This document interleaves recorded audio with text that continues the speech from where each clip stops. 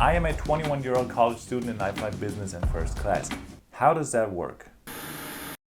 Okay, to be very transparent with you, I've actually only flown in business class a couple of times and I've not been on a first class flight yet, but I've booked Emirates first class for later this year already. Now that's still more than most people, but I just wanted to make sure you don't think I fly around in business class the whole time, because in reality, only 13.9% of my flights in the last year and a half were actually in business class.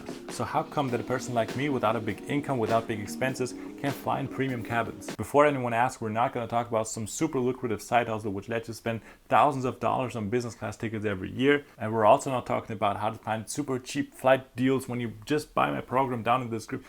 No, we're not doing that here. And we're also not talking about how to find super cheap flight deals through Secret Flying, for example, although that is a realistic option. So, young boy without a lot of money, how does that work? Usually the answer to how to get into business class is to spend a lot of money with your credit card to earn points, which then you can turn into miles, which then you can redeem for flight awards or upgrades. But I still live with my parents and I don't have a lot of expenses that I could pay for with a credit card. So I have to look for a different solution, right? No. The credit card game still works if you don't have a lot of money to spend. You still need a little bit, but let me explain. Usually there are two ways how you can earn points with credit cards. The first one is sign up and referral bonuses. Credit cards usually come with these offers where you get a ton of points if you spend a certain amount of money in a certain amount of time after you sign up for the card. With my American Express Platinum card, that was 6,000 euro, which is around $6,500 in the first 6 months to get 75,000 Amex Rewards points. And don't worry, I'll get to how you can do that too in a second.